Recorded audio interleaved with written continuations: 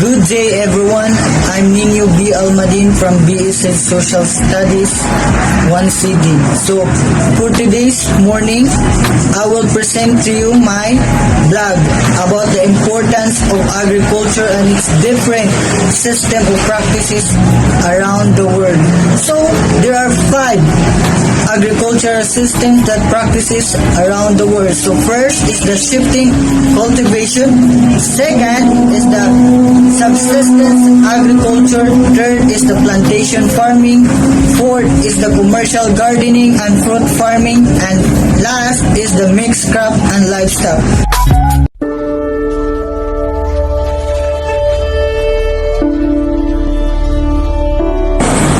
Agriculture is the art and science of cultivating the soil, growing crops, and raising livestock is known as agriculture. It entails preparing plant and animal goods for human consumption as well as their distribution to markets. Agriculture is responsible for the majority of the world's food and textiles.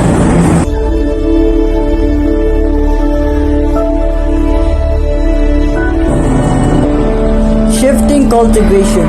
There are an enormous number of various farming practices that are lumped together under the disparaging term slash and board, otherwise referred to as feeding or shifting cultivation.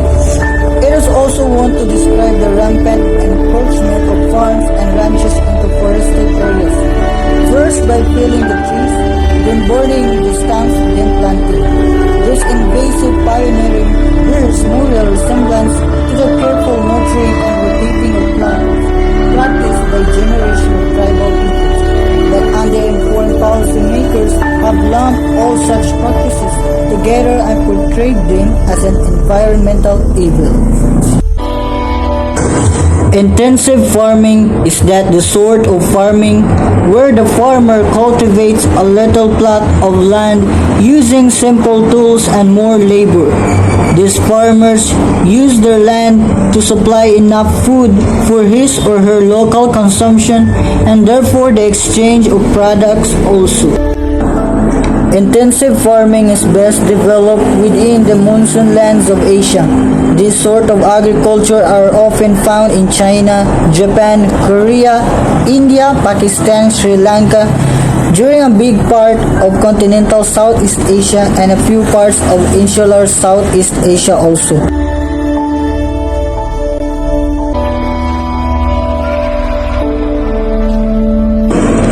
Plantation agriculture may be a sort of business cultivating where generating profit may be a motive by growing crops.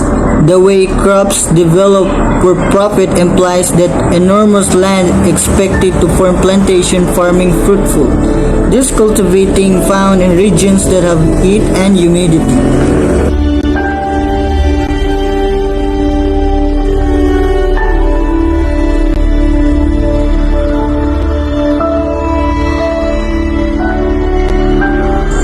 Commercial farming is all about the growing of crops and or the rearing of animals for raw materials, food or export, particularly for profitable reasons.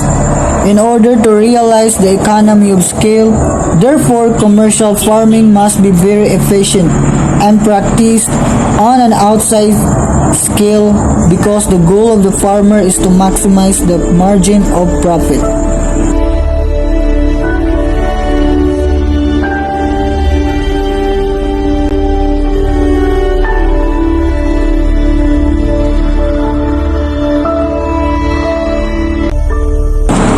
Agriculture intensification and specialization in industrialized countries increased output but had negative environmental consequences and jeopardized the economic viability of a large number of farms. The use of livestock and crops in combination, which was once extremely popular, is thought to be a feasible alternative to specialized livestock or cropping systems. At the farm level, mixed crop livestock systems can increase nutrient cycling while reducing chemical inputs and generating scope savings.